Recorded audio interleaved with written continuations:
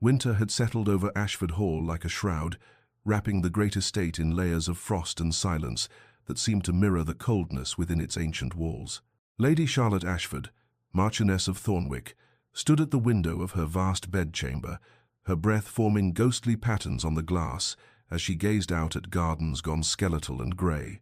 The room behind her stretched cavernous and empty, all damask and gilt and ornate furnishings that belonged to generations of Thornwick brides, women whose portraits lined the gallery downstairs with their painted eyes and knowing smiles.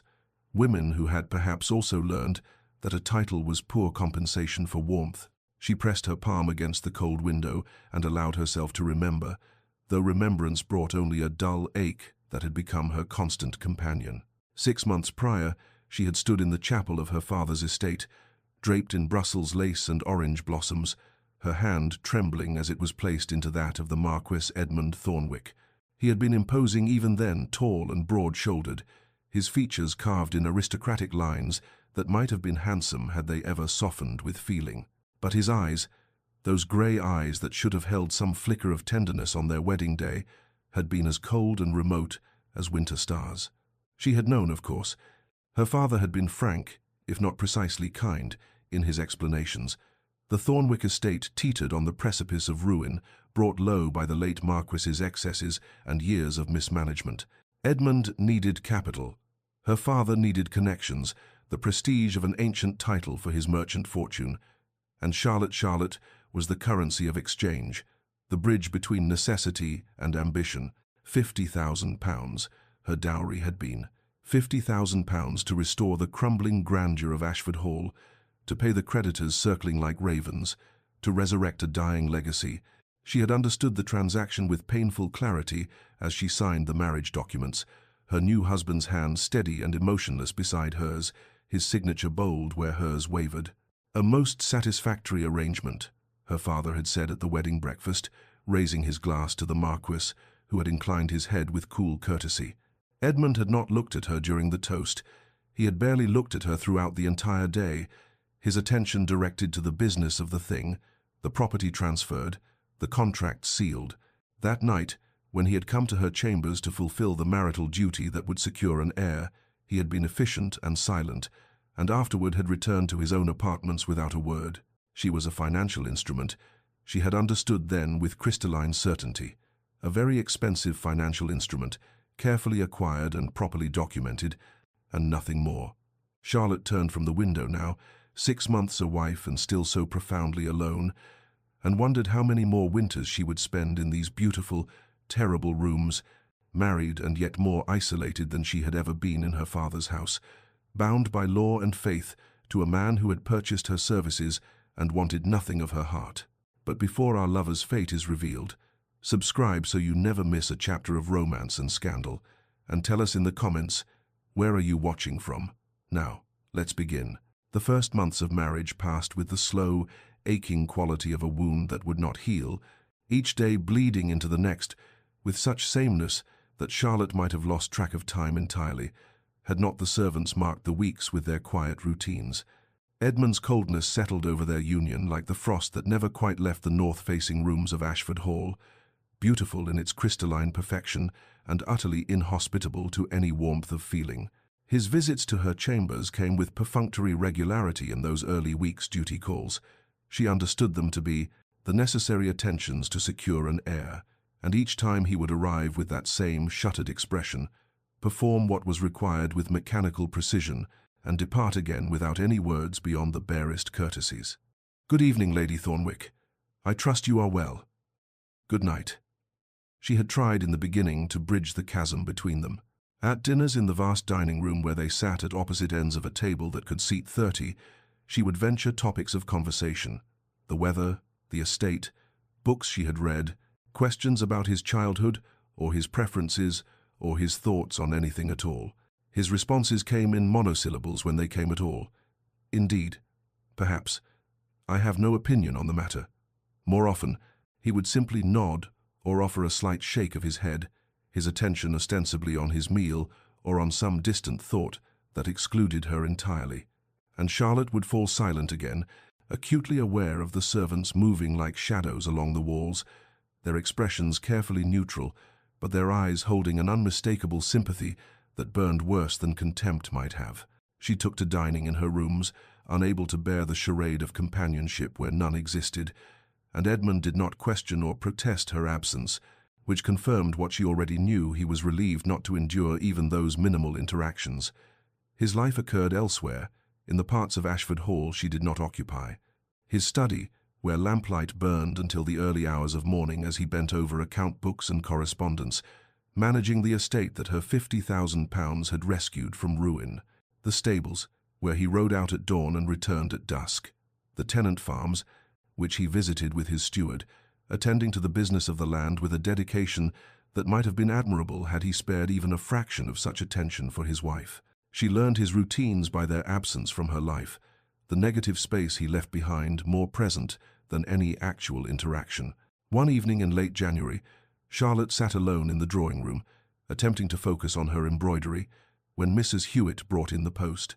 Among the letters was one in Edmund's hand, already sealed, addressed to her father. "His lordship asked that this be sent with tomorrow's rider, my lady," the housekeeper said gently, and something in her tone made Charlotte reach for it, turning it over in her hands. The seal was still warm. She should not have done what she did next. She knew it even as her fingers worked beneath the wax, careful not to break it entirely, unfolding the thick paper to read words not meant for her eyes. "My dear Sir Robert," it began, in Edmund's bold script, "I write to express once more my gratitude for your generous investment in the Thornwick estate. The repairs to the east wing progress admirably, and the tenant farms show excellent promise for the spring planting. Your capital has proven as sound an investment as the merchant ventures that built your own considerable fortune. The alliance between our families does credit to us both."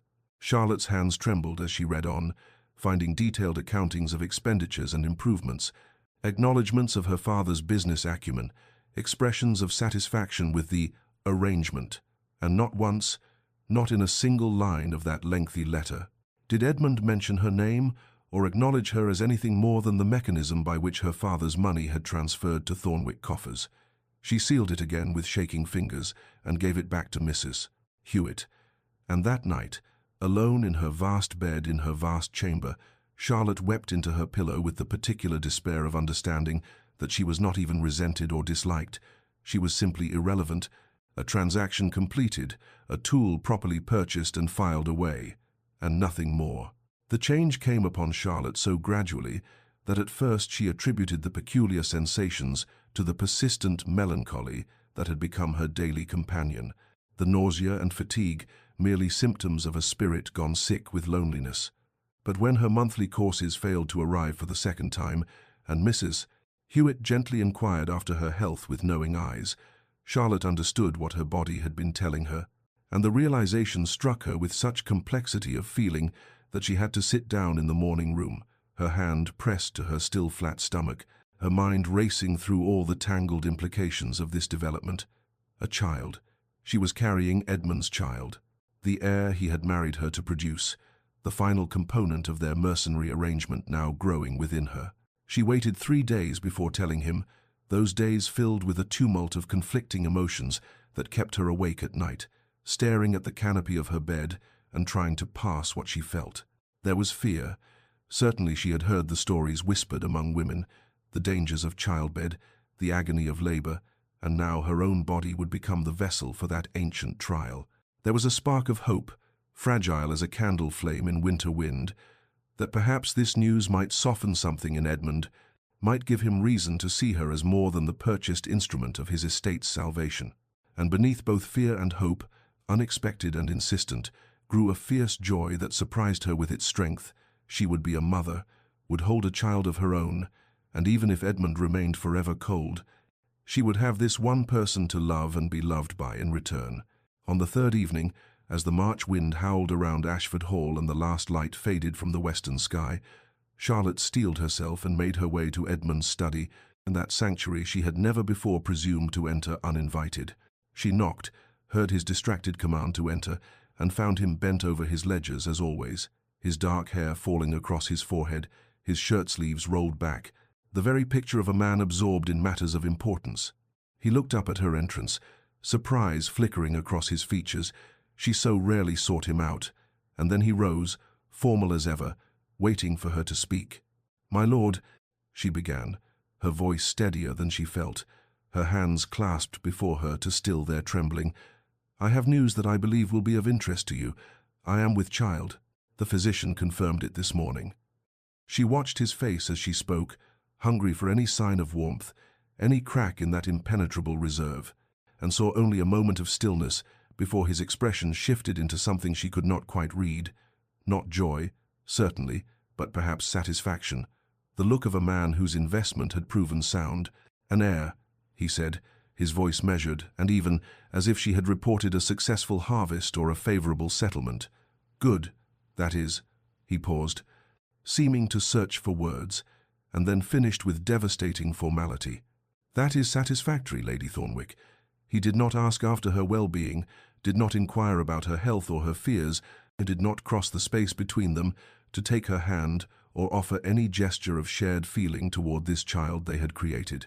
He simply inclined his head, that small acknowledgement of information received, and Charlotte felt something inside her chest crack and crumble, that fragile hope, extinguishing as quickly as it had kindled. She managed a curtsy, and managed words she could not later recall, and retreated from his study with whatever dignity she could gather, making her way back to her chambers through corridors that had never seemed so long or so empty. Only when her door was closed and locked behind her, only when she was certain no servant would hear, did Charlotte sink onto her bed and weep with the particular desolation of understanding that even this, even the child they had made together, would not bridge the frozen waste between them. The months of Charlotte's confinement passed with the slow unfurling of seasons, winter's harsh grip giving way to the tender greens of April, then the fuller blooms of May, and through it all she moved through Ashford Hall like a ghost gaining substance, her body changing in ways both wondrous and frightening, while Edmund remained as distant as ever, a shadow glimpsed in corridors, a figure disappearing into his study, a presence felt only by its deliberate absence. Her belly swelled, modest at first and then unmistakable, and with it grew her attachment to the child within. She would sit in her chambers, with her hands pressed to the place where tiny feet kicked and tumbled, whispering stories and promises to this small soul who knew nothing yet of the cold house into which it would be born. And in those moments, Charlotte felt less alone than she had since her wedding day.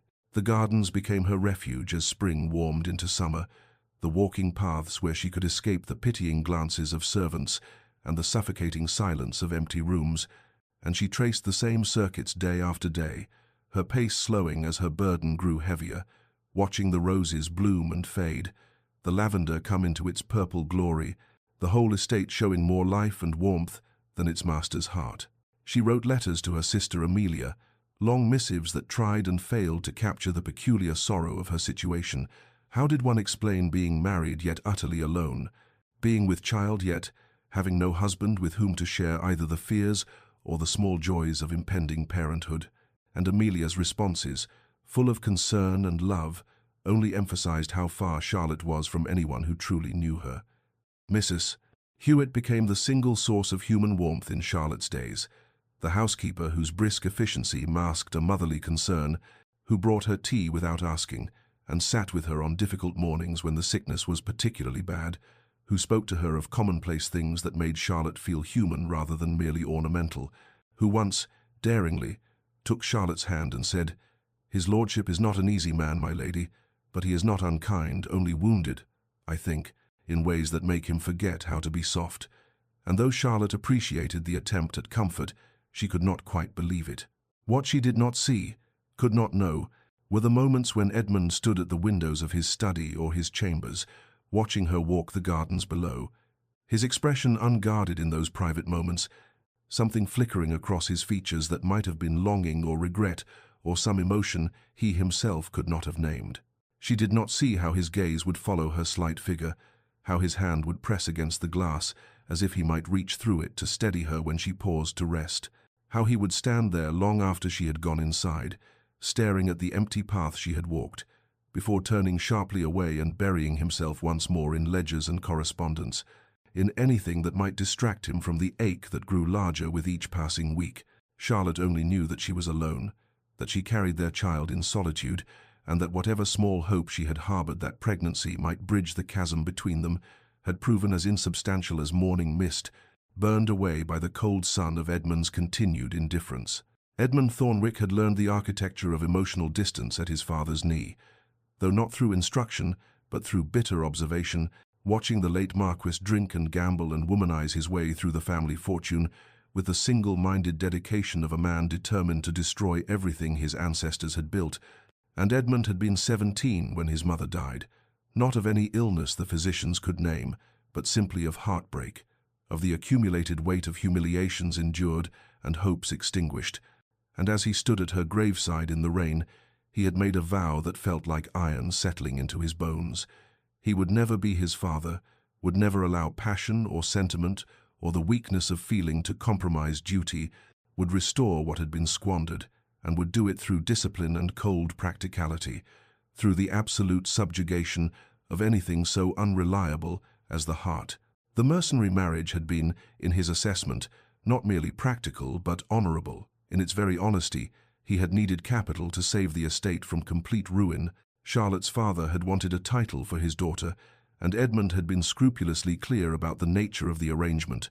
No false promises of affection, no performance of feelings he had trained himself not to possess, just a straightforward transaction that served both parties' interests.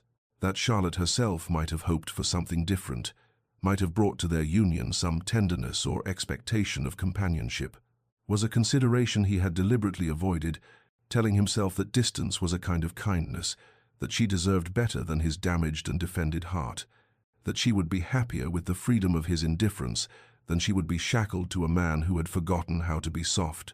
But in the private moments he did not examine too closely, when he saw her walking alone in the gardens or sitting at dinner with that expression of carefully maintained composure that did not quite hide her loneliness, something would stir behind the walls he had built, some treacherous warmth that he would immediately suppress. Turning back to his ledgers and his correspondence, and to the safe territory of numbers and obligations that demanded nothing of his scarred interior landscape, he told himself that what he felt when he watched her was merely aesthetic appreciation. She was graceful, well-mannered, everything a marchioness should be, and not the dangerous pull of something deeper, not the growing awareness that she read the books he loved, that her letters to her sister showed a wit and warmth he glimpsed only in fragments, that, in another life, in another version of himself that had not been forged in the crucible of his father's failures, he might have courted her in truth, might have won her regard through something other than her father's financial need. He could not allow such thoughts to take root, could not permit the possibility that he had made a terrible mistake in wedding her only to wall her out, and so he maintained his discipline, his distance, his conviction that this arrangement was what honor demanded, even as some part of him, buried deep and growing deeper still, began to understand that he was not protecting her from his inadequacy, but rather starving them both, and that the isolation he had imposed was not noble restraint, but cowardice of the most profound kind. Charlotte began, without quite knowing why, to leave traces of herself in the library, small markers of her interior life that she told herself were meaningless, even as she carefully placed each volume she had finished reading on the mahogany side table near the window, passages marked with slips of paper where words had moved her, a poem about loneliness, an essay on the courage required for hope, a novel's meditation on the distance between two people who share a bed but not a heart. She did not expect Edmund to find them, much less read them, but some quiet, desperate part of her needed to believe that communication might exist in forms other than the stilted conversations that died between them, like flowers cut too early from the stem, and so she left these small pieces of her soul disguised as casual reading, never knowing that Edmund would discover them in the late hours when he could not sleep. He would stand in the lamplight reading the passages she had marked, his chest tight with an emotion he refused to name, moved by the evidence of her loneliness and her persistent, bewildering grace. What Charlotte did notice, as June warmed into July, were small changes in the household that seemed unconnected to anything she had requested. The kitchen began serving ginger tea at breakfast without her asking, precisely the thing that most eased the sickness that still plagued her mornings, and the menus shifted to include bland foods that settled more easily in her uncertain stomach. Though when she thanked Mrs. Hewitt for the consideration, the housekeeper only smiled and said, "His lordship is most particular about your comfort, my lady," words Charlotte could not quite reconcile with the husband who barely spoke to her. The gardens too began to transform in ways she attributed to the gardener's initiative. The beds near her favorite walking paths, suddenly full of the white roses and pale lavender she loved most, the bench beneath the oak tree, repaired and fitted with new cushions in fabric that matched her favorite shawl. And she would sit there in the afternoons feeling inexplicably less alone, not understanding that Edmund watched from his study window as these small gifts were arranged, that he consulted with servants about her preferences and her needs, that he orchestrated these silent offerings with the same attention he gave to estate management, pouring into wordless gestures what he could not permit himself to speak. She thought the household staff had simply grown fond of her, had taken pity on the lonely Marchioness, and decided to ease her isolation with small kindnesses, and she was grateful for it, even as she wished desperately that such consideration might come from her husband, never knowing that every careful attention, every comfort, every evidence of her preferences being observed and honored came directly from Edmund's instruction, from his growing and terrifying awareness that he cared deeply about her well-being, that her happiness had become essential to him in ways that threatened the careful architecture of his defended heart.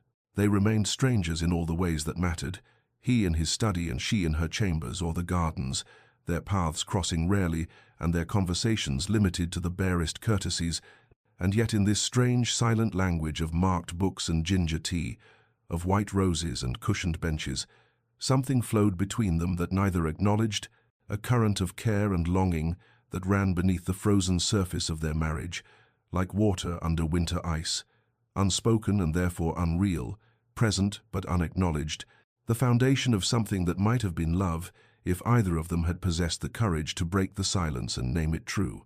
August arrived heavy and breathless, the air thick with heat that seemed to press down upon Ashford Hall like a weight, and Charlotte's pregnancy advanced into its final stage with a difficulty that became impossible to ignore.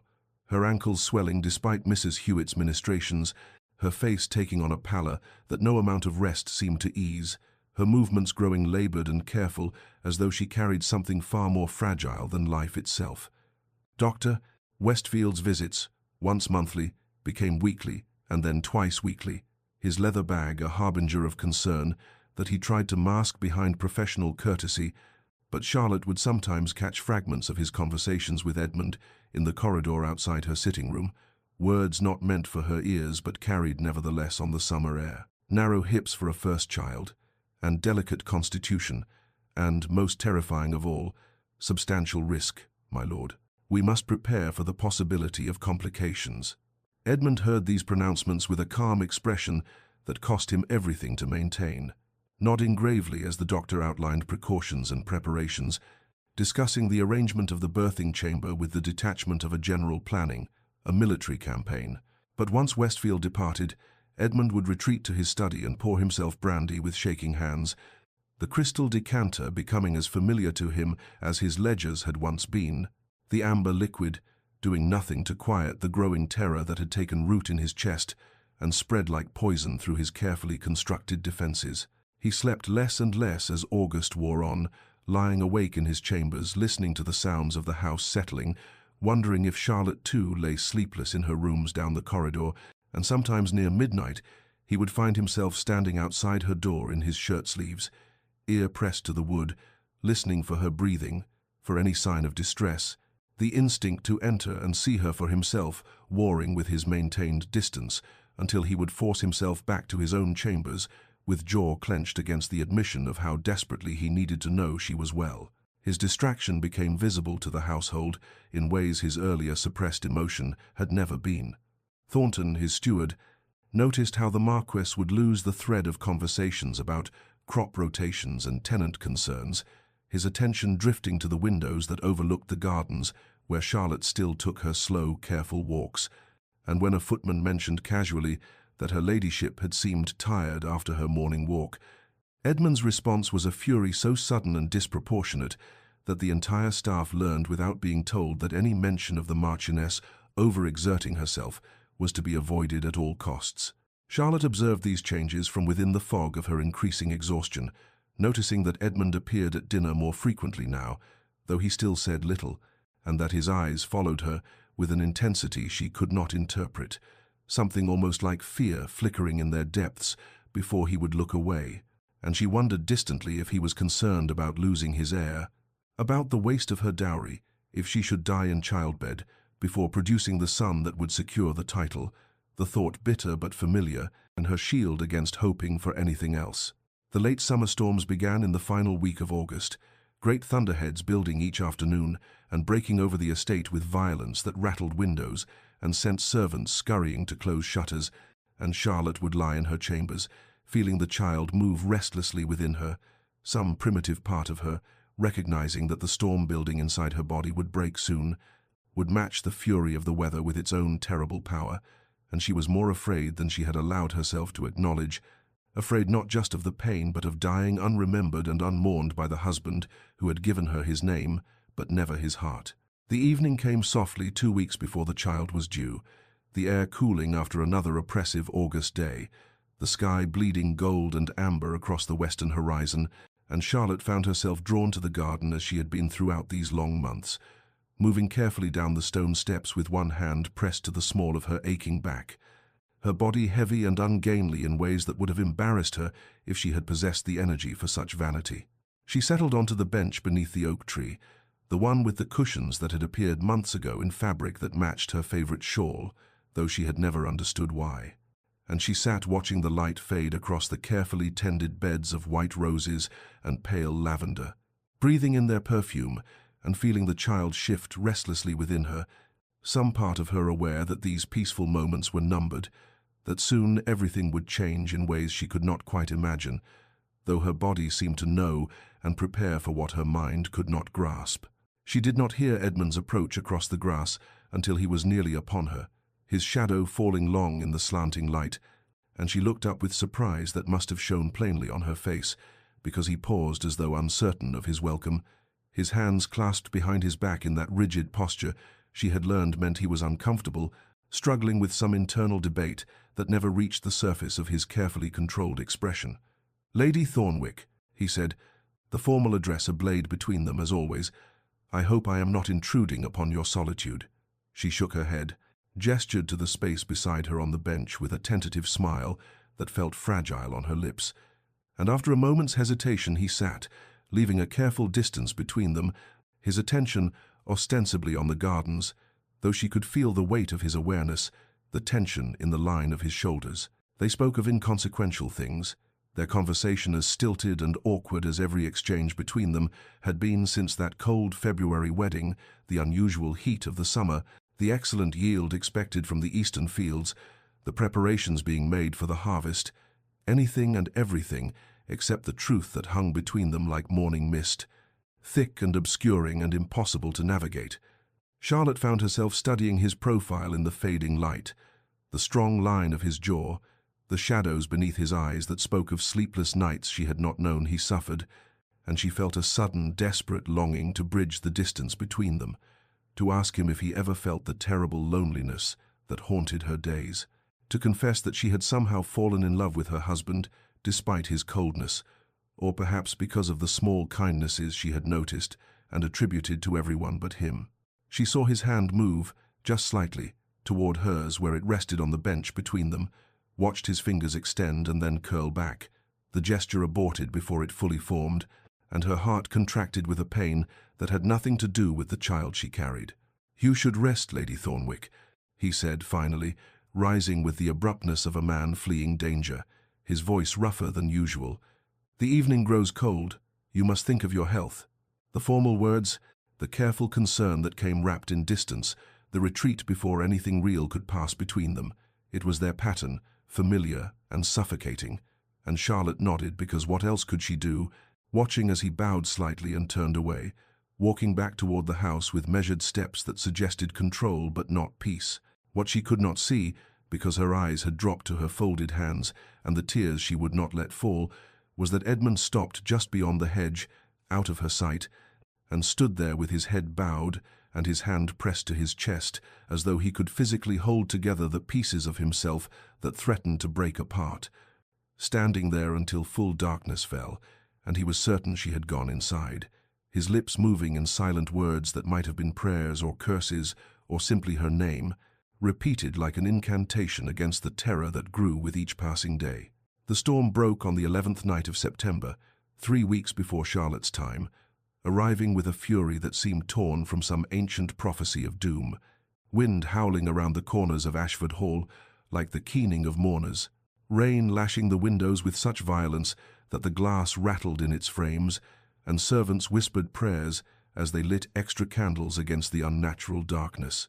Charlotte woke near midnight to pain, not the vague discomfort that had plagued her recent days, but something sharp and wrong, a tearing sensation low in her belly that doubled her over in the great bed, her gasp lost in a crack of thunder that shook the very foundations of the house, and she reached for the bell-pull with trembling hands, managing to ring it twice before another wave of agony stole her breath and left her clinging to the bedpost with white knuckles.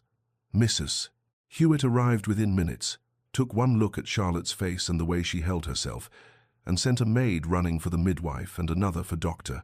Westfield, her own expression settling into the grim competence of a woman who had seen enough births to recognize when nature had turned adversary rather than ally, and she helped Charlotte into the birthing chair that had been prepared weeks ago, murmuring reassurances that sounded hollow against Charlotte's whimpers of pain.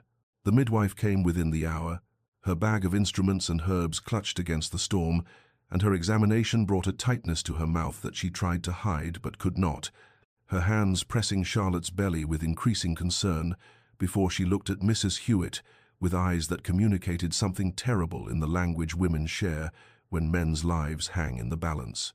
Edmund was in his study when Thornton found him, had been sitting in the dark watching the storm and drinking brandy he did not taste, some premonition having kept him wakeful and restless, and when his steward's white face appeared in the doorway with the words, "Her ladyship's time has come, my lord. Dr. Westfield has been summoned."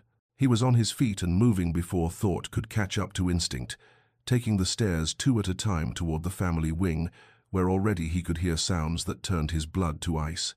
Hours passed, measured in Charlotte's screams that echoed through the corridors despite the storm's competition, sounds of agony that stripped away every pretense of civilization and left only animal suffering, primal and terrible, and Edmund paced the hallway outside her chambers like a caged beast, his hands clenched so tightly his nails drew blood from his palms, his mind capable of nothing but prayer and bargaining, and a terror so absolute it left no room for the careful control he had maintained his entire adult life. Dr. Westfield arrived near 3 in the morning, soaked through and grim-faced, disappearing into Charlotte's chambers with barely a glance at Edmund, and the sounds from within changed, became more urgent, the midwife's voice sharp with command, Charlotte's cries reaching a pitch that suggested something beyond pain, beyond endurance, and Edmund found himself on his knees without knowing how he had gotten there, his forehead pressed to the wall, his lips moving in desperate litanies to a god he had not addressed since his mother's funeral. Near dawn, as grey light began to penetrate the storm's fury, Dr. Westfield emerged, his shirt sleeves rolled up and spattered with blood, his face haggard and ancient, and Edmund staggered to his feet as the doctor spoke words that shattered what remained of Edmund's world. "My lord, it is very grave. The child is turned wrong, and her ladyship, the bleeding, I must tell you plainly, we are losing her." The words hung in the air between them like an executioner's blade, and Edmund heard them as though from a great distance, his mind refusing at first to comprehend what Dr. Westfield was asking, what terrible choice was being laid at his feet like a sacrifice demanded by ancient and pitiless gods. "You must choose, Lord Thornwick," the doctor repeated, his voice hoarse with exhaustion and something that might have been pity. "We can save the child or save your wife, but likely not both. The bleeding is too severe and her strength is failing. Every moment we delay is a moment lost. You must tell me now the heir or the mother." And Edmund heard himself speaking before thought could intervene, before duty or obligation or the weight of generations could impose their tyranny upon his tongue, the words erupting from some place deeper than reason or breeding or the careful control he had maintained all his life. "My wife," he said, his voice breaking on the words, raw and desperate and stripped of every artifice. "Save my wife. Damn the heir. Damn the title. Damn everything. Save Charlotte." He spoke her given name for the first time since their wedding vows, and it felt like shattering glass, like breaking chains, like the walls he had built around his heart crumbling to dust, and Dr. Westfield nodded once, sharply, and disappeared back into the chamber, where Charlotte's screams had given way to an ominous silence that terrified Edmund more than any sound could have done. He stood alone in the corridor as the grey dawn light crept through the windows, the storm outside diminishing to sullen rain, and he found he could not remain there, could not stand still while they fought to save her inside, could not bear the weight of what he had nearly lost without ever possessing, and his feet carried him through the silent house to the chapel, that small stone room where generations of Thornwicks had prayed and married and mourned, where he himself had stood beside Charlotte 6 months ago and promised things he had never intended to give. He fell to his knees before the altar, his carefully pressed trousers soaking up water from his storm-drenched clothes, and he who had not truly prayed since childhood found himself bargaining with a God he was not certain existed, the words pouring out in a torrent of desperation. Take anything, take everything, my fortune, my estates, my life if you require it, my sight, my limbs, my blood. Only let her live. Please God, let her live. I have been a fool, such a fool. I have been cruel and cold, and I locked my heart away as though feeling nothing was strength when it was only cowardice. She deserved love, and I gave her isolation. She deserved tenderness, and I gave her formality. She is dying, never knowing that I... His voice broke completely, dissolved into sobs that shook his entire frame, and he pressed his forehead to the cold stone floor. His hands clenched so tightly he could feel his bones grinding together. "Let me have the chance," he whispered into the darkness. "Let me have the chance to love her as she deserves. Let me tell her. Let me show her. I will spend every day of whatever life remains to me making amends for these wasted months. Only please, please, do not take her from me. Before I can tell her, she has been the center of my world, even when I pretended she was not. That I loved her even as I held myself apart. That she made me want to be better than the broken thing my father's sins created." Edmund emerged from the chapel as the grey dawn light spread across the eastern sky, his face ravaged and pale, his eyes red-rimmed from weeping and from the kind of prayer that strips a man to his essence, and he walked back through the silent corridors of Ashford Hall, like a ghost haunting the ruins of his own life, arriving at Charlotte's chambers to find the door still closed, ominous and impenetrable as a tomb. He pressed his hand against the wood, feeling the grain beneath his palm, and he could hear movement within, urgent voices speaking in tones too low to decipher, and beneath it all, a sound that had been constant through the night, but which he now realized had diminished Charlotte's cries of agony, which had torn at his soul with every utterance, had grown weaker, softer, fading like light at the end of day. He sank down with his back against the door, his legs finally refusing to hold him, and he watched as the household began to stir with the morning, servants passing with averted eyes and tear-stained faces, their grief already worn openly, as though the outcome was decided, as though death had already claimed its prize, and only the formality of announcement remained. Mrs. Hewitt came and sat beside him without speaking, this woman who had served his family since before his birth, and she placed her weathered hand on his shoulder with a gentleness that nearly broke him anew, her touch conveying what words could not, that she had seen him as a boy, had watched him harden into the cold man he had become, and that she understood something in him, had shattered in these terrible hours, and might never be whole again, regardless of what the dawn brought. The servants brought him tea he did not drink, brandy he did not taste, and he remained on the floor outside Charlotte's door, making promises to the empty air, bargaining still with whatever forces governed life and death, his voice a hoarse whisper. "I will be better. I will be the man she deserved from the beginning. I will spend every moment showing her what I was too afraid to speak. Only please, please let there be moments to spend. Let there be a life in which to make amends." Inside the chamber he could hear Dr. Westfield's voice raised in command, the midwife's responses clipped and urgent, and once he heard what might have been Charlotte's voice, so faint he could not be certain it was not merely his desperate imagination conjuring what he most needed to hear. Time stretched and contracted strangely, minutes feeling like hours and hours passing in what seemed like moments. The grey dawn light strengthening to reveal a world washed clean by the storm, but offering no cleansing for the terror that gripped Edmund's heart. And then, as the morning reached that hour when night's grip has fully released but true day has not yet claimed its dominion, the sounds from within Charlotte's chamber ceased entirely. The urgent voices fell silent, the movement stopped, and even the faint cries that had persisted through everything went quiet as death itself.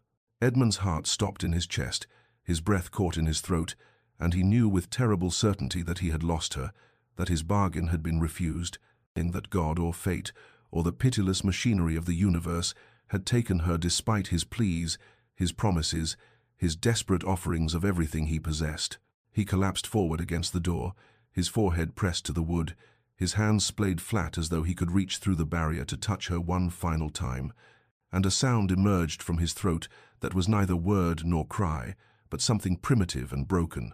The sound of a man whose world has ended while he yet draws breath, and he wept without restraint or dignity, his body shaking with sobs that seemed to come from some bottomless well of anguish. Alone in the corridor, as the household held its collective breath and waited for confirmation of the tragedy they all knew had come to pass. The door opened and Edmund looked up through tear-blurred eyes to see Dr. Westfield emerge, and the man was a figure from nightmare, his waistcoat stained dark with blood, his sleeves rolled to the elbows, showing arms marked with the evidence of the battle he had fought, his face haggard and grey, with exhaustion and something else, something Edmund could not immediately identify because he had braced himself for tragedy and was prepared only for the words that would end his world. "By the grace of God, my Lord Doctor," Westfield said, his voice hoarse and wondering, carrying an inflection that Edmund's shattered mind could not at first comprehend. "She lives. They both live." The words made no sense. They were impossible, a cruel jest or a misunderstanding, and Edmund stared at the doctor without moving, without breathing, his body frozen in the collapsed posture of grief, while his mind struggled to reverse its trajectory, to turn from the abyss it had been falling into and climb back towards something that might be hope. "My lord, do you hear me?" "Doctor," Westfield said, and he reached down to grip Edmund's shoulder, his touch firm and real and grounding. "Your wife lives. She breathes. Her heart beats. I cannot explain it, but it is true, and she lives." Edmund made a sound that was half sob and half laugh, a broken thing that held all his terror and relief, and he grasped the doctor's arm with desperate strength. "You are certain? You are not? She truly lives?" "A son, my Lord Doctor," Westfield continued, and there were tears on his weathered face. This man who had delivered half the babies in the county and seen every variation of joy and tragedy that attended birth, small but breathing, his cries are strong, and your wife, Lord Thornwick, I must tell you, it was the nearest thing to a miracle I have witnessed in 40 years of practice. We thought we had lost her. I was certain we had lost her. Her heartbeat had grown so faint I could barely detect it, and the bleeding would not stop. And then something changed. I cannot explain what or how. Her heart simply continued when by all rights it should have ceased, and the bleeding slowed, and she drew breath, and she lives. Impossibly but truly she lives. Edmund tried to stand and found his legs would not hold him, his body shaking so violently that Mrs. Hewitt had to help him to his feet, and Dr. Westfield steadied him with a hand under his elbow. "She is very weak, my lord. She has not yet woken, but she breathes, and that is everything. That is the miracle we did not dare pray for." Edmund moved toward the door on legs that felt borrowed from someone else's body, and he entered Charlotte's chamber to find it transformed from the sight of horror he had imagined into something hushed and sacred, the morning light streaming through windows that had been opened to clear the air of the smell of blood and fear. And there in the great bed lay Charlotte, so pale she seemed carved from marble, her dark hair spread across the pillows, and her chest rising and falling with shallow but steady breaths that were the most beautiful thing Edmund had ever witnessed. The midwife stood beside a cradle holding a tiny form wrapped in blankets, and she lifted the infant as Edmund approached. "Your son, my lord, small but perfect."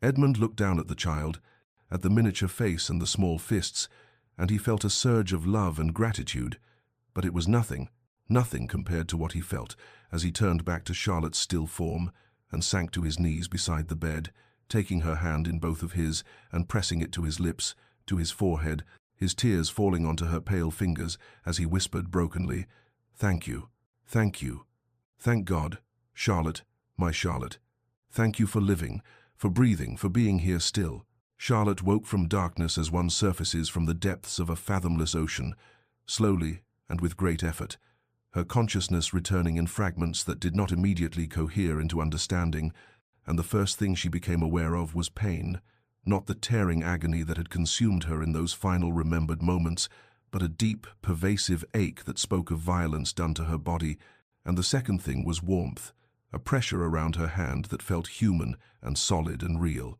She opened her eyes with difficulty, her lids heavy as though weighted with stones, and the chamber swam into view in the soft light of late afternoon, the familiar dimensions of her rooms rendered strange by her altered perspective and by the presence that should not have been there.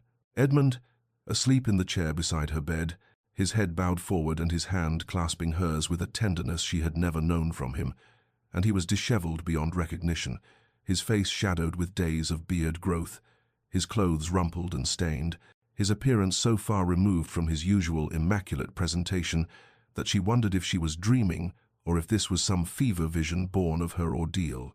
She tried to speak and managed only a whisper, her throat raw and parched. "Edmund?" And the sound was enough to wake him, his head jerking up and his eyes opening to reveal such devastation in their depths that she drew back slightly in confusion, and then his expression transformed as he registered that she was awake, that she was looking at him, and what crossed his face was naked relief and love so profound that it seemed to illuminate him from within, no attempt to mask it or retreat behind the cold facade she had come to expect, and he brought her hand to his lips and pressed kisses to her fingers, her palm, her wrist, his tears falling hot against her skin. "Charlotte," he breathed, and her name in his mouth was a prayer and a thanksgiving. Forgive me, for all of it, forgive me." And she stared at him in bewilderment, her mind still foggy and struggling to comprehend this transformation, this man who looked like her husband, but whose every gesture spoke of emotions she had believed him incapable of feeling. "What?" she began, and he shook his head, lifting her hand to press it against his cheek, where she could feel the dampness of his tears. "You almost died, Charlotte. You were dying, and I stood outside that door knowing I had wasted every moment we had been given, knowing you would slip away, never understanding that you had become everything to me." She tried to make sense of his words, to reconcile them with the cold, distant man who had barely acknowledged her existence for the entirety of their marriage. "I do not understand," she whispered, and he made a broken sound that might have been a laugh or a sob. "I nearly lost you. I nearly lost you, and you never knew. You lived in this house for months, never knowing that I loved you, that I had fallen in love with my wife somewhere between duty and denial, that every moment of distance was cowardice masquerading as honor." "Mrs."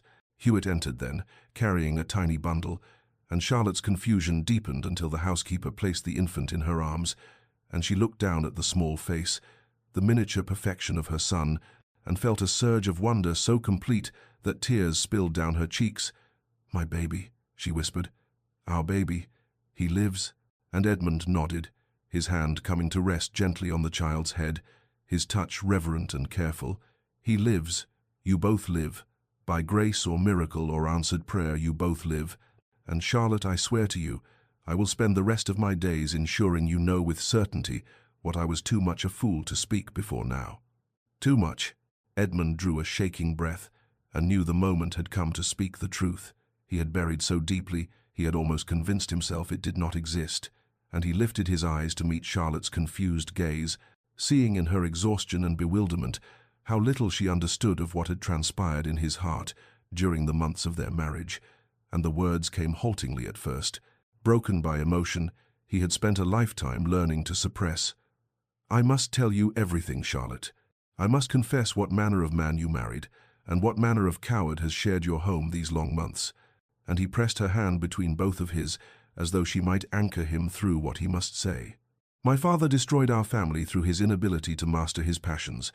He squandered a fortune on mistresses and gaming tables, while my mother wasted away from grief, and I watched her die by inches, knowing that love had been the weapon that killed her, that her heart had been both her glory and her ruin," Edmund continued, his voice rough with the shame of old wounds. "And I vowed I would never permit emotion to compromise duty, never allow feeling to cloud judgment. I would be everything my father was not controlled, rational, a proper steward of what remained of our legacy. And Charlotte's expression shifted as understanding began to dawn, her free hand moving to touch his cheek with a gentleness he did not deserve. When I married you, it was a transaction. I will not insult you by pretending otherwise. Your dowry saved Ashford Hall, and I gave you a title in exchange. And I told myself this was honorable, that a marriage of clear terms and no false promises was better than pretty lies.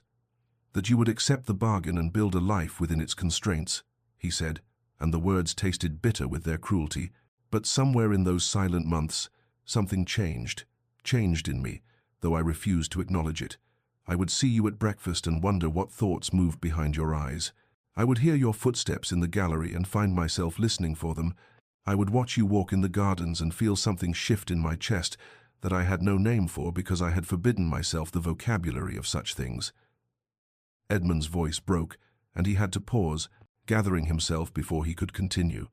I read the books you left marked in the library, Charlotte, every one of them, and I was moved by the passages you chose. I saw your heart in those selections, and it terrified me, so I ordered your favorite foods prepared, and had the gardener plant the flowers you loved, and told myself these were merely the actions of a considerate husband, nothing more, certainly nothing that resembled the feelings I had watched destroy my parents. And Charlotte made a soft sound of understanding, tears spilling down her pale cheeks as she began to comprehend the parallel solitude they had both endured. I fell in love with you, Charlotte. Somewhere between duty and denial, I fell in love with my wife, and I was too much a coward to speak it, too fearful of becoming my father, too convinced that distance was a kindness and that you deserved better than a man with a heart as damaged as mine, Edmund said, and now his own tears fell unchecked. And then you nearly died. You were dying beyond that door, and I knelt in the chapel and bargained with God for your life, offering anything, everything, if only you might live. And I understood in that moment of terror what a fool I had been, what months we had wasted, what love we might have built, if only I had possessed the courage to reach for you, instead of retreating behind walls of my own construction. And he brought her hand to his lips, kissing her fingers with desperate tenderness. You deserved poetry and passion, Charlotte. You deserved to be courted and cherished, and I gave you coldness and distance. You nearly died, never knowing that you had become the center of my world, the lens through which I saw everything, the measure of all that mattered, and I cannot bear the thought that you lived in this house, believing yourself merely tolerated when in truth you were desperately loved. Charlotte's tears came then, falling hot and unchecked as she looked at this man who had just laid his heart bare before her, and through her exhaustion and the lingering fog of her ordeal, she found her voice, weak but steady with the truth she had carried in silence for so long. Edmund, I must tell you, she began, and had to pause as emotion closed her throat. I must tell you that I loved you. And she saw his expression shift to confusion at her use of the past tense before she continued. I loved you from the first month of our marriage, perhaps before. I cannot say when it began, only that I woke one morning and realized that your presence had become the axis around which my days turned, that I listened for your footsteps in the corridor and felt my heart lift at the sound, even knowing you would not stop at my door, that I chose books, hoping you might read them and know something of my mind, since you would not permit me to speak it. She shifted the baby in her arms, looking down at their son to gather courage before meeting Edmund's eyes again. I thought myself a purchased bride, tolerated, but never cherished. I believed you had married me for my dowry, and that I was simply one more asset you had acquired to restore your estate, and I resigned myself to a loveless life because what else could I do? And her voice broke on the words. I tried to reach you, Edmund, in the only ways I knew how, with books and small attempts at conversation and presence at meals you did not attend. And when nothing I did seemed to touch you, I withdrew into my own silence, convinced that you felt nothing for me beyond perhaps a distant gratitude for the fortune I had brought. Edmund made a sound of anguish and would have spoken, but she shook her head, needing to finish what she had begun. During my pregnancy, I would walk in the gardens and imagine what it might be like if you loved me, if you looked at me with warmth instead of that careful politeness, if you touched me with tenderness instead of duty, and I would feel foolish for such fantasies, for wanting more than the bargain we had struck. And she reached out with her free hand to touch his face, feeling the roughness of his unshaven jaw beneath her fingers. "And now you tell me that all those months we were both longing in parallel, both loving in silence, both convinced the other felt nothing. And Edmund, it is tragic. It is terribly tragic that we wasted so much time, but it is also," and here her tears turned to something brighter, "it is also wondrous that we have this chance now, that I did not die never knowing you loved me, that our son will grow up in a house where his parents cherish one another rather than endure one another."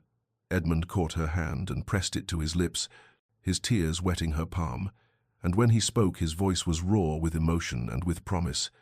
"Never again, Charlotte. Never again will you doubt. I will spend every remaining day ensuring you know with certainty that you are loved beyond measure, beyond reason, beyond anything I knew myself capable of feeling."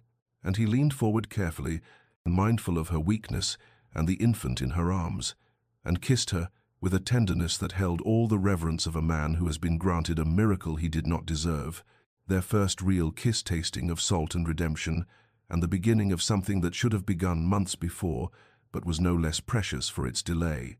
And in that moment the baby stirred and let out a small cry that broke them apart, and they looked at each other and began to laugh. Softly at first, and then with real joy, the first genuine shared happiness of their marriage, blooming in the aftermath of near tragedy, like flowers forcing their way through scorched earth. The weeks that followed were a season of gradual healing, both of body and of heart, and Edmund became a constant presence in Charlotte's chambers in a way that would have been unthinkable in the cold months of their early marriage. He moved a chair beside her bed that first day after their confessions, insisting he would remain close in case she needed anything, and the chair became his place of residence.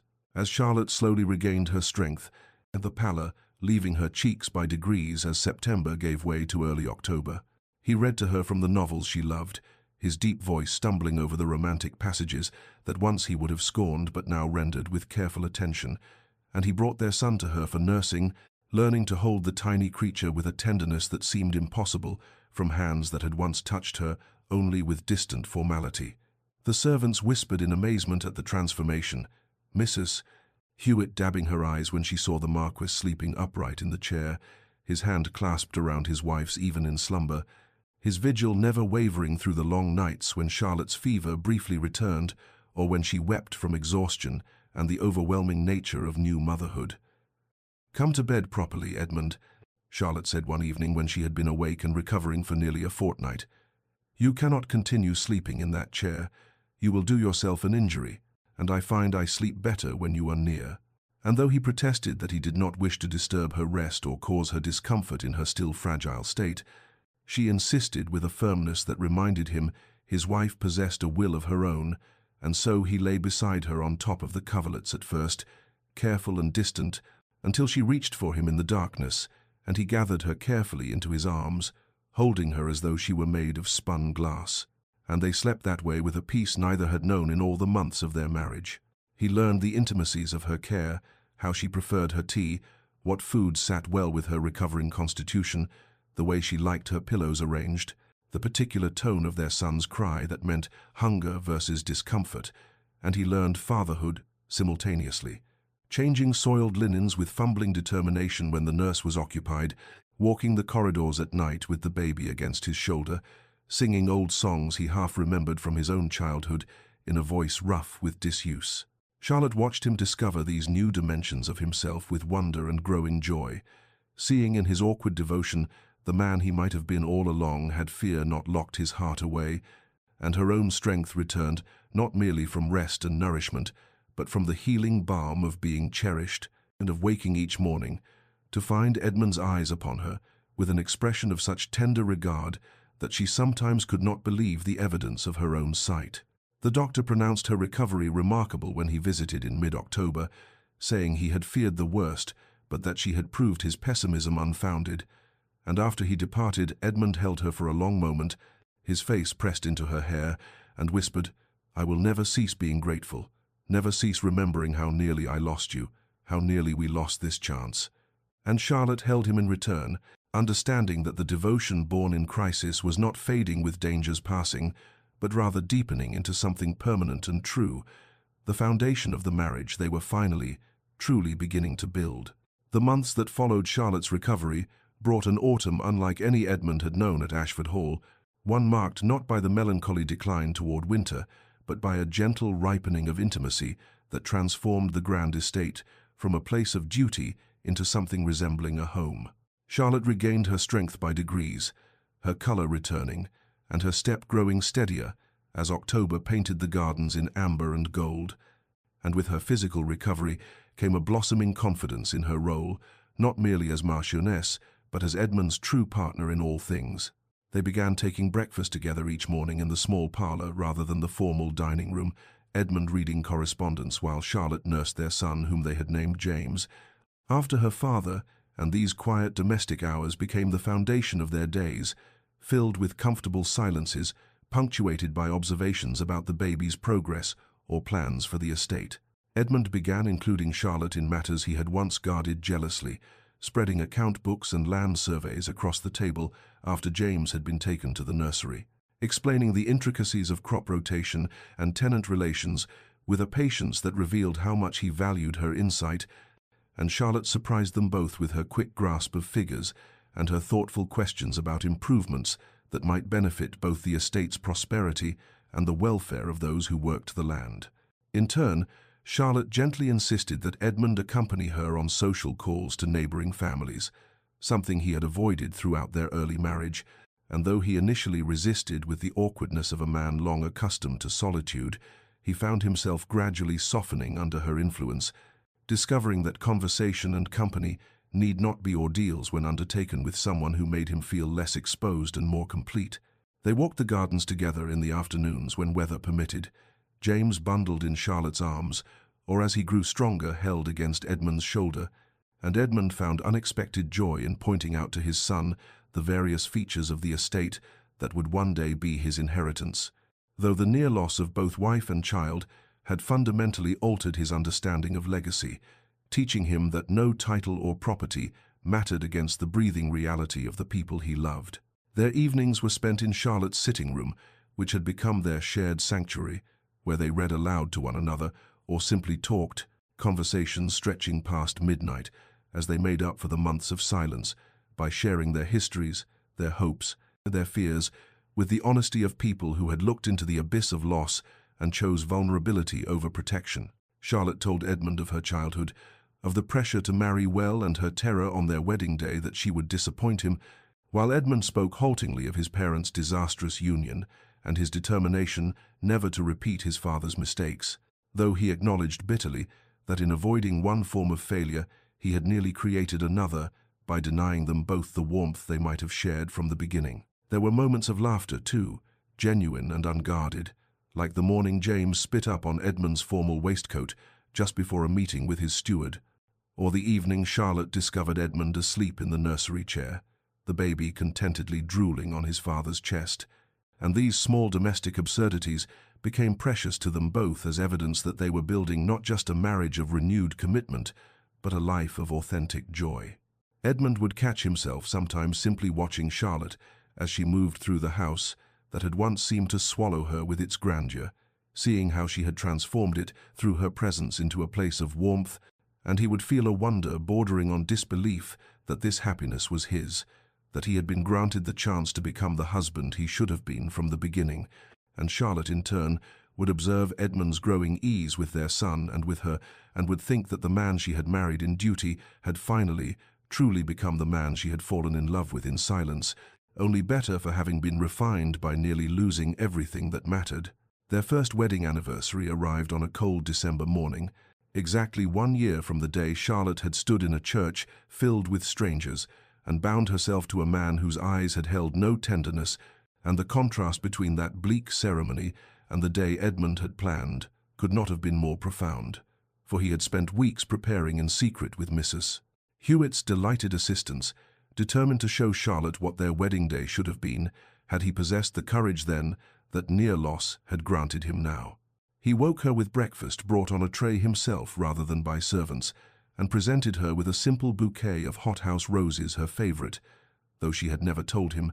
His knowledge gleaned from months of careful attention, and told her to dress warmly, that he had something to show her, his expression holding an almost boyish nervousness that made her heart swell with affection for this man who had been so changed by crisis into someone capable of vulnerability. He led her through the frost-rimed gardens to the chapel on the estate grounds, the small stone building where he had knelt a year ago in September darkness and bargained with God for her life.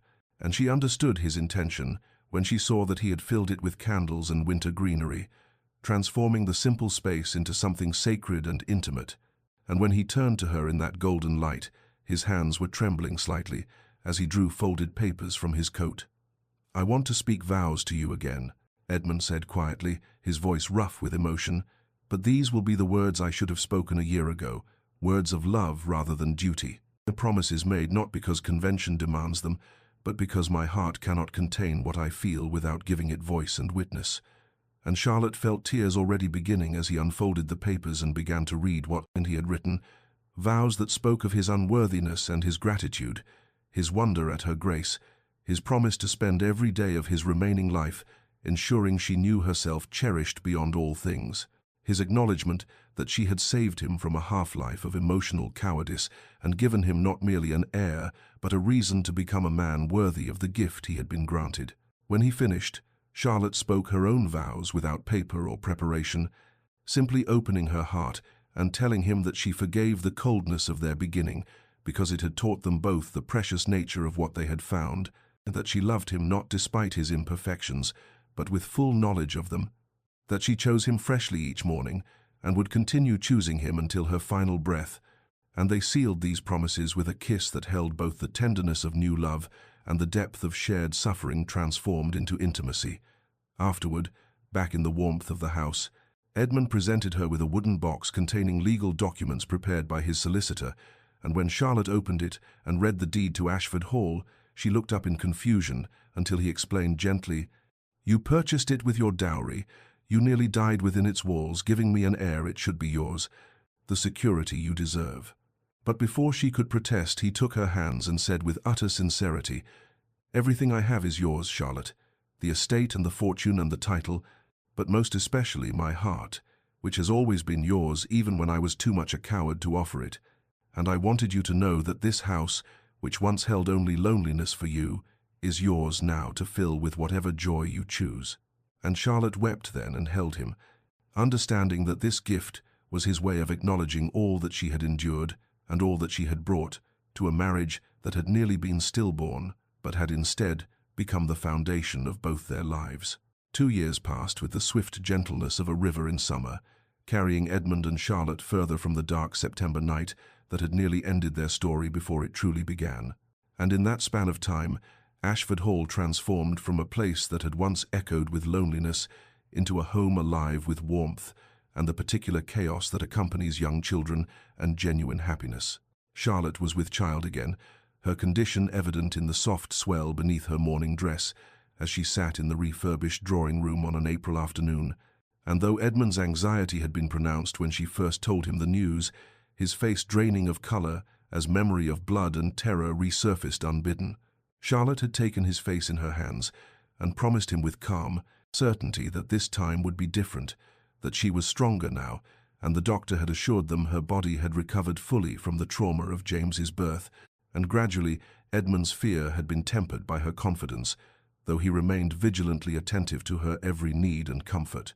The house itself reflected the change that had come over its inhabitants, for where once the grand rooms had stood silent and formal, they now frequently filled with guests. Charlotte, having coaxed Edmund into hosting dinners and small house parties that brought neighbours and even a few carefully selected members of London society to witness the unlikely transformation of the Marquess of Thornwick from a cold, austere aristocrat into a man known throughout the county for his devotion to his wife and his surprising warmth when in her presence. Music echoed through halls that had known only silence, for Charlotte had engaged a music master and was learning the pianoforte with Edmund's encouragement, and on evenings when they had no guests, Edmund would sit near her as she practiced, James playing with wooden blocks at his father's feet, and these moments of domestic simplicity had become more precious to Edmund than any accomplishment of his former life. James himself was now walking that peculiar toddler stumble that was half-controlled fall, and Edmund had discovered in himself depths of paternal affection he had not known possible often ending his days with his son perched on his shoulders as they made a tour of the gardens before bedtime.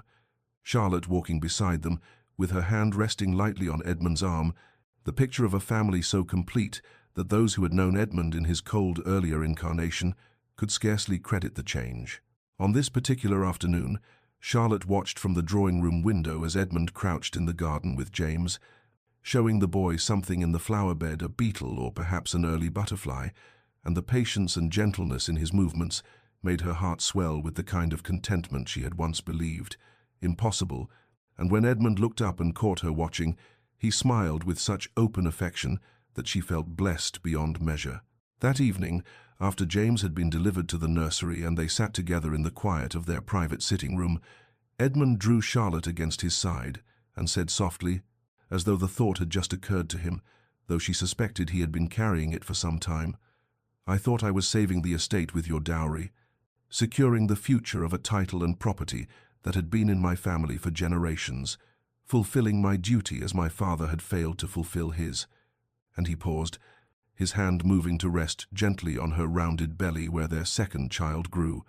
"But I did not know, could not have imagined, that you would save me from a half-life of duty without joy, from the cold prison of my own making, from becoming the bitter shell of a man I was well on my way to being." And Charlotte turned to kiss him softly, thinking that they had both been saved that terrible night, both given the chance to become the people they were meant to be, together.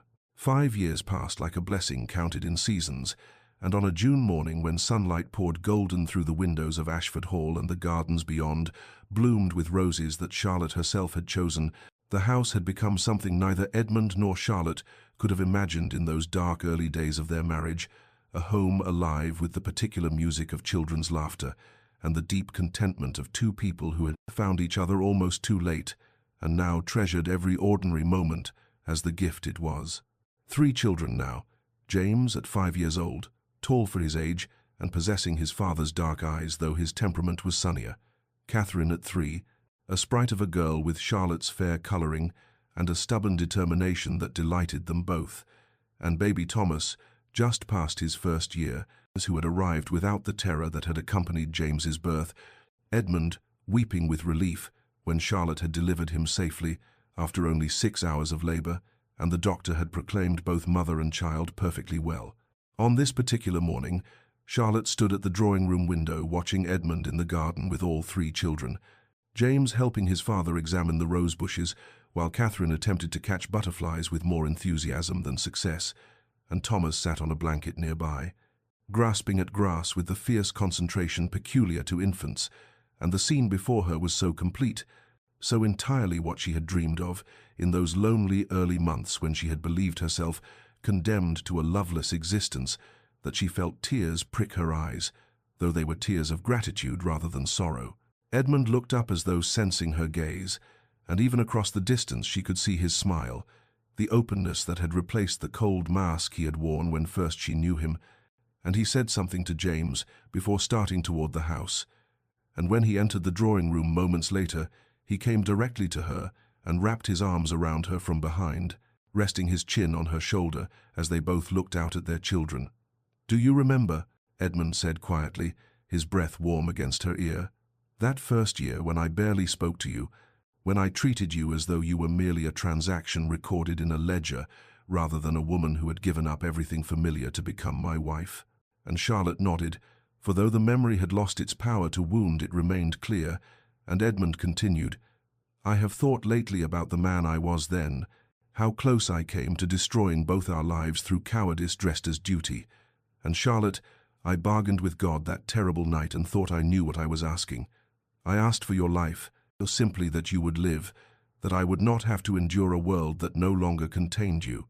And he turned her gently to face him, his hands framing her face with a tenderness that still, after 5 years of his devotion, had the power to make her heart quicken. "But he gave me so much more than survival. He gave me a life, this life, our life, fuller and richer than I knew to want, and every day I wake grateful that I was granted the chance to become worthy of what I had nearly thrown away." Charlotte kissed him softly, thinking that they had both been transformed by that night of blood and prayer, both given the opportunity to become the people they were meant to be, And as they stood together, watching their children play in the summer garden of a house that had once been cold as a mausoleum and was now warm as a heart, she understood that some blessings arrive wrapped in terror, and that the marriage which had begun as transaction had become the foundation of everything that mattered. Dear listener, there is wisdom in their story that transcends the particulars of title and estate. For how many of us construct walls around our hearts and call it wisdom, practice distance and name it dignity, we withhold the words that matter most and tell ourselves there will always be time. Later, when the moment is more convenient, or we are more certain, or the risk seems less frightening. Edmund and Charlotte nearly lost everything because they allowed fear and pride to silence truth, and only when confronted with unbearable loss did Edmund find the courage to offer what he should have given freely from the beginning, his whole heart, vulnerable and undefended. Crisis has a terrible gift, for it strips away all that is inessential and reveals what we truly value. But how much better to recognize those truths before tragedy forces the recognition, and to speak love while there is still easy time, to build intimacy through dailiness rather than having to resurrect it from the ashes of near loss. If you find yourself holding back words of affection or appreciation, waiting for a better moment or a worthier recipient or a braver version of yourself, remember Edmund kneeling in a chapel, bargaining for one more chance to love his wife as she deserved. And ask yourself what you are waiting for, what calamity you imagine must arrive before you allow yourself the vulnerability of truth. May you find the courage to offer your whole heart before crisis demands it. May you speak love in the ordinary moments rather than only in the extraordinary. And may you rest tonight in the peace that comes from knowing that those you treasure understand themselves treasured. For there is no tragedy quite like love unspoken until it is too late, and no grace quite like the daily choice to build connection rather than walls. Thank you for listening to this story, brought to you with hope that it might encourage one soul toward earlier courage, and may you find in your own life the transformation that Edmund and Charlotte discovered, not through perfection, but through the willingness to be known completely and to love without reservation. Sleep well, dear listener, and wake tomorrow ready to speak the truths your heart contains.